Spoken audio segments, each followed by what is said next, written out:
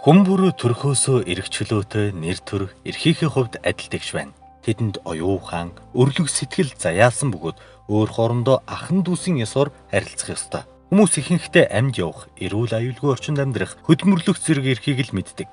Гэтэл үнэндээ эдгээрээс гадна маш олон эрхийг хуулиар баталгаажуулсан байдаг. Хүний эрх хамгаалагч зоригтон явцсан хүүг бид подкастын зочноороо урьсан юм. Би Өвөрхангай аймгийн Харьяат гаралтай хүн л дээ. За хүүхдийн эрхийг хамгаалах чиглэлээр 1990 оноос хойш ажиллаж байна. Ерөнхийдөө хүүхдтэй ажиллах салбарт 40 жил ажиллаж байгаа хүн гэж намайг ойлгож байна. Сайн байна уу? Танд энэ өдрийн мэндийг хүргэе. Таны хувьд хүний эрх хамгаалагч гэж юу хийдэг, ямар хүнийг хэлэх вэ? Хүний эрхийг хамгаалагч хүний тухайд би хүүхдийн эрхийг хамгаалагчийн тухайд илүү их онцолж тайлбарлах уу гэж бодож байгаа юм. Тэгээ маргаан зөрчлийг шийдвэрлэхэд хууль ёсны эрхийг нь хамгаалан оролцогч, зөвлөгч, үйлчлэгч гэж ойлгож байна. Ялангуяа тухайн насны хүүхдийн хөгжлийн онцлогийг, тухайн хүүхдийн амьдарч байгаа орчныг, тухайн хүүхдийн хөгжлийн хэрэгцээг эрхийг нь хангах үндсэн зарчмуудын тухай мэдлэгтэй, ур чадвартай ийм л хүнийг хүүхдийн эрхийг хамгаалагч гэж хардаг, хүлээж авдаг, хүлээн зөвшөөрдөг гэж ойлгож байна. Тэр нь хүний эрхийг хамгаалагчд бол хүний хууль ёсны эрх ашгийг хөндөгдөх зөрчигдөхөөс л хамгаалах үүрэгтэй. Энэ үүргийнхаа дагуу хамгийн нэгдүгürt энэ хүмүүсийн хийдэг ажил нь бол хүний эрхийн тухай, хүүхдийн эрхийн тухай мэдлэг мэдээллийг түгээдэг. Ялангуяа хүний эрх зөрчигдөхөөс хүүхдийн эрх ямар нэгэн эрсдэлт, хүчин зүйлийн улмаас хор уршигтай нөлөөнд автахаас урьдчилан сэргийлэх мэдлэг түгээхийн зэрэгцээ давагдшгүй хүчин зүйлийн шалтгаанаар асуудал гарсан үед тухайн хүүхдэд тусламж үйлчилгээ үзүүлдэг. За нөгөө талаар хүний эрхийг хамгаалагчд бол тухайн асуудал хүний эрхийг зөрчиж байгаа хүүхдийн эрхэд нөлөөлөд байгаа хүчин зүйл шалтгааныг судлана, дүгнэлт түүнийг ямар нэгэн төвшөнд танилцуулна, хяналт тавина, олон нийтэд мэдээлнэ гэдэг юм ингээд ийм үйл ажиллагаа буюу нөлөөллийн үйл ажиллагаанд нэлээд оролцдог ийм хүмүүсийг хэлдэг. Тэгэлгүй яах вэ? Хүүхдийн хамгаалагдах эрх гэх ойлголтыг тайлбарлаж өгөхгүй юу? Таны хувьд анх хизээнээс бусдын эрхийг тэр дундаа хүүхдийн эрх хамгаалагч уулыг гэсэн бодол төрсөн байна. За би сургуулаа төгсөөд 1997 он хүртэл Өвөрхангай аймагт ажилласан. Дараа нь ажил амьдралын шаардлагаар 97 оноос Улаанбаатар шилжиж ирээд 2 жил би тухайн үед гудамжийн нөхцөлд ажиллаж амьдарч байгаа хүүхдэд ажилласан юм аа. Эхлээд хүүхдийн байгууллагын ажилтан хүний хувьд бол би энэ гудамжны нөхцөлд ажиллаж байгаа хүүхдийн асуудлын гол шалтгаан нь ядуурл гэж хардаг, ойлгодог байсан. Гэвч энэ ажилласан 2 жилийн хугацаанд бол ядуурл дангаанц биш юм байна. Бас өөр асуудал байна гэдгийг ойлгосон. Би 2000 оноос хүүхдийн төлөө үндэсний төв байгууллагад ажиллаж эхэлсэн. Үндэсний төв байгууллага маань тухайн үед үйл ажиллагааны гол стратеги боловсруулахдаа олон талуудын оролцоотойгоор мэргэжлүүдийн дэмжлэг авч тийм шинэ арга барил хандлагаар ажилласан л да. Түүний дүнд тухайн үед ажиллаж байсан манай баг хамт олон бол хүүхдийн эрхийг хамгаалах, хүүхэд хамгаалал гэдэг хоёр ойлголтын нарийн ялгаа заагийг ялгаж салгаж тод ойлгож эхэлж ирсэн санаж байна.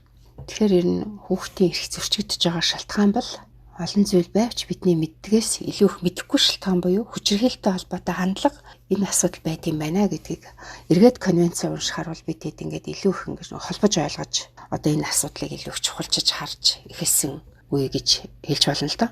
Хүчирхийллийн шинжтэй харилцаа буюу хүүхдэд зүй ус ханддаг, хүүхдийг хүчирхийлэл мүлжлэг үл хайхрах байдал, дарамтын ямар нэгэн хэлбэрээр шаналгадаг, шантаажладаг ч юм уу. Энэ асуудал бол өөрөө хүүхэд хамгааллын буюу хүүхэд хамгаалагдах эрхийн хэрэгцээг үүсгэж байгаа. Тэгэхээр хүн төвтэй хөгжлийн тухай ярьж байгаа дэлхийн нийт өөрөө хүүхэд хамгааллын асуудалд стандарт анхаарал тавьж байна гэж хэлэх үедээ тийм ээ. Тэр нь юу гэсэн үг юм бэ гэхээр хит эрхлүүлэхэд байх биш. Эрхийг нь яриад толгойг нь илээд байх биш. Үг сонсохгүй байна гэд мац цуснд нь ойлгуулад байдаг. Энэ хуучин арга хандлагууд бол үнэхээр үеэ өнгөрөөцсөн юм байна. Тэгэхээр бид яах ёстой юм бэ гэхээр тэр хүүхдэд зөв зүйтэй хандах ёстой юм байна. Өөрөлд хүүхд хамгаал гэж юу юм бэ гэвэл хүн бүхний хүүхдтэй хандах зөв хандлага, хүүхдэд хамгаалах цогц арга л гэж хэлмээр байна. За энэ цогц арга нь 4 үндсэн ойлголтыг өөртөө агуулдаг. Хамгийн нэгдүгürt нь хүчирхийллийн шинжтэй үйлдэлээс эрсдлээс сэргийл. 2 дугаарт нь хүүхдийн эрхийг бодиттой ханга. 3 дугаарт нь хүүхдэд итгэл найдвар өгч нэр хүндийг нь хамгаалж сэргээ. 4 дугаарт нь тохиромжтой орчин бүрдүүл гэж хэлээд байгаа юм. Таны хувьд хүүхдийн эрх зөрчигдөж байгаа ямар асуудлуудыг хөндөж гарган арга хэмжээ авч ажиллаж байсан бэ? За миний хувьд хүүхд хамгаалалд оруулж байгаа хувь нэмэр. Уу яг бусад мэргэжлүүдийнхээ хамт цэвтгээд явсан хэдэн жилийнхээ ажлыг эргээд харахад бол бас ганц хоёр зүйлийг нэрлэж болно. тухайлбал Монгол улсад хүүхдийн тусламжийн утас буюу 108-ыг одоо мэдэхгүй хүн баг байхгүй те. За энэ ажлыг бол 2014 оны 6 сарын 1-ээс яг энэ хэлбэрээр ажиллаж эхлэх нөхцөлийг бол бүрдүүлж чадсандаа би бас тухайн үеийн хамт олноороо удирдлагынхаа хүмүүсээр хамт ажилласан бүх талуудаараа одоо хүртэл бахархдаг. Одоо бас тусламжийн төв бол тодорхой хэмжээнд ажиллаад хамгаалах байр хажуудаа бий болгоод төрийн бас тодорхой хэмжээний ингээд орон тоог бий болгоод ингээд үйлчлэгээний төв болж байгаад бэхжиж байгаад бол би баяртай байдаг. Миний дараагийн нэг хэлэх зүйл бол бас энэ хурдан морь унаач хүүхдүүдийн асуудал. Одоо хөдөлмөр мөн биш гээл морь унуулахгүй гээл их одоо уламжил соёл гэдэг шинэ үзэл хандлагатай бол ингээд тэр болгоод ингээд тааруулахад балансыг хангахад бол талуудын байр суурь зөрөлдөөнтэй, хурц маргаантай, тэмцэл ихтэй ийм асуудлууд донд орж исэн. Тэгээ тодорхой хэмжээгээр энэ асуудлыг бас эв зүгээр шийдэх талд нь ажилласан гэж бас өөрийгөө бодож явдаг. Тухайн үеийн тооцоо судалгаагаар бол нэг 10-аас 12 мянган хүүхдийн бүртгэл судалгаа хийгээд за хамгаалах хэрэгслүүдийг стандартжуулаад за аюулгүй байдлыг хангасан дэг журам зохион байгуулалтын дүрм өдөртөмжүүдийг бий болгоно гэдэг бол бас л тодорхой хэмжээний хөдөлмөр хамт олонны тухайн байгууллагуудын олон талуудын дэмжлэг ялангуяа уяачд, унаач хүүхдүүд за одоо наадам зохион байгуулагчд гэлээрээс энд бол маш өргөн хүрээний олон хүмүүс оролцож бүрддэг үр дүн гардаг ажил л да. Бас ч гэж чамлахааргүй амжилттай одоо улам бэрхжсээр байгаад нь би бас баярлагдав. За нөгөө нэг миний хэлэх зүйл бол энэ хүүхдийн эрхийн талаар Монгол улс өөрөө олон улсын өмнө амлалт авцсан тийм ээ. Олон улсын хүний эрхтэй ялангуяа хүүхдийн эрх хүүхд хамгаалалттай холбоотой гэрээ конвенцүүдийн зарчмуудыг яаж үндэсний хууль тогтоомжийг нэгэн адил хэрэгжүүлж байгаа, яаж түүнийг одоо дагаж мөрдөж байгаагаа тайлбарлаж, тайлгандаг, тэгээд зөвлөмж авч түүнийгээ бас ингэж дахиж одоо процессд оруулж хэрэгжүүлдэг. За энэ хүрээндээ бол би нүбий хүүхдийн эрхийн хороонд одоо Монгол улсаас бичсэн 4 удаагийн тайланд гар бие оролцсон. Тус бүрийн зөвлөмжүүдийг хэрэгжүүлэхэд бас тодорхой хэмжээгээр мэргэжлийн хувьд хамт олонтойгоо хамтарч ажилласан. Хүний эрхийг хамгаалж байгаа хүмүүс бол зөвхөн нөгөө эрхээ зөрчигдсөн хүнд хүүхдэд субъектэд туслахаас гадна хүний эрхийг хамгаалах үүрэгтэй байгууллагад халуудад нөлөөлдөг, судалгаа шинжилгээ хийдэг, тэдний үйл ажиллагаанд хөндлөнгөөс нь хяналт тавьдаг, оролцдог, тэгээд хамтардаг, зөвлөлддөг, илүү их ойлголт нэгдэж урагшаа харж явах юм бол тодорхой хэмжээнд одоо бидний энэ зорж байгаа зорилго маань ахиж төгсөр 2030 он гэхэд бол доктортой хөгжлийн зорилтуудын 16-г 2 заасан хүүхдийн эсрэг хүч хиллийг бүрэн устгах энэ зорилтыг бол биелүүлж чадах байхаа л гэсэн ийм хувийнхаа хувьд хүсэл мөрөөдөлтэй байдаг штеп. Хүний эрх хамгаалагчдын аюулгүй байдлыг хангах, хууль эрх зүйн талаас нь дэмжих тэднийг хамгаалахад юу хэрэгтэй гэж та боддог вэ? Нийгэмд ингээд зүгээр байх ёстой юм шиг хэм хэмжээ болоод тогтчиход байгаа энэ хүүхдэд зөв бас хандах хандлагыг өөрчлөхөд одоо иргэдтэйгээ хамтарч ажиллах талаар төрийн байгууллагын зүгээс тийм доктортой хамтын ажиллагаа, нэгдсэн удирдлага, бодлогын дэмжлэгүүдийг сайжруулах хэрэгтэй байна. Энэ үнэхээр чамлалтай байна.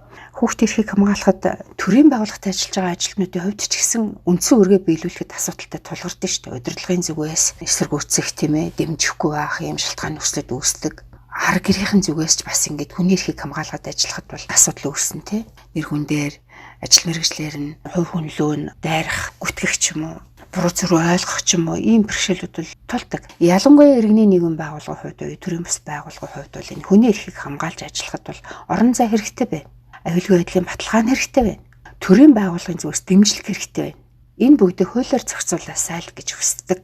Хүний эрх хамгаалагчийн талаар тодорхой ойлголтгүй иргэдэд хинч хүний эрхийн хамгаалагч байж болох талаар нийгэмд болоод байгаа зөв бус үйлдэлүүдийг талсан зогсоогч нь та, би, бид бүгд байж болох талаар ойлголтыг одоо өөрийнхөө өнцгөөс тайлбарлаж уриалаач.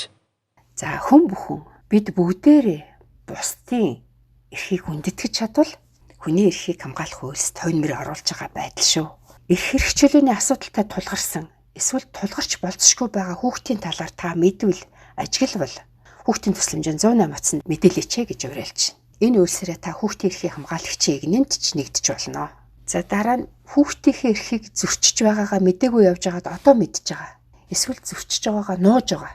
Надаас өөр хүн мэдэхгүй штэ гэж бодож байгаа хүмүүс үйлдэлээ яг одоо зогсоо гэж уриалмаар байна. Хэрвээ ингэж зогсоож чадвал та хүүхдийн эрхийг хамгаалахад өөрөө бас хой нэмэртэй болж өөрөө илүү их өндөр ухамсартай хариуцлагатай сэтгэл дүүрэн нүүр бардам ажиллаж амьдрах ийм цаг үе эхэлнэ.